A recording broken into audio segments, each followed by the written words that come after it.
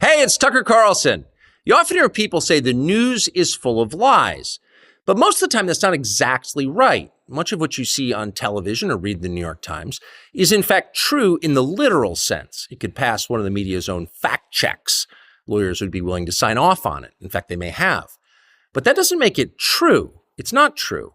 At the most basic level, the news you consume is a lie of the stealthiest and most insidious kind.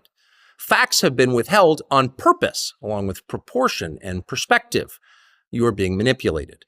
How does that work? Let's see. If I tell you that a man has been unjustly arrested for armed robbery, that is not, strictly speaking, a lie. He may have been framed. At this point, there's been no trial, so no one can really say. But if I don't mention the fact that the same man has been arrested for the same crime 6 times before, am I really informing you? No, I'm not. I'm misleading you.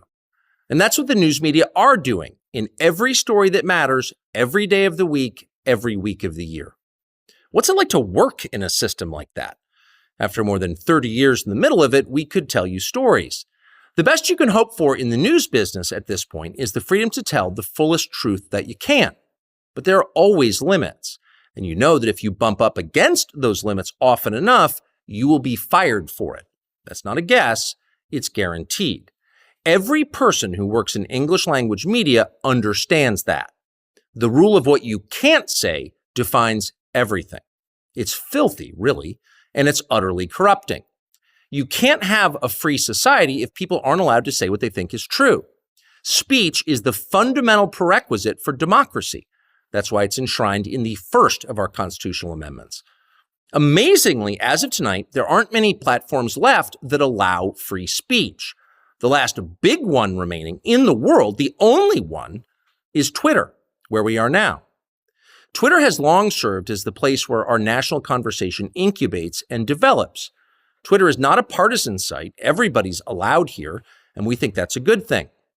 And yet, for the most part, the news that you see analyzed on Twitter comes from media organizations that are themselves thinly disguised propaganda outlets. You see it on cable news, you talk about it on Twitter. The result may feel like a debate, but actually the gatekeepers are still in charge. We think that's a bad system.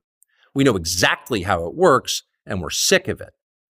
Starting soon, we'll be bringing a new version of the show we've been doing for the last 6.5 years to Twitter.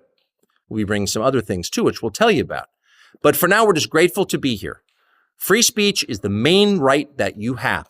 Without it, you have no others. See you soon.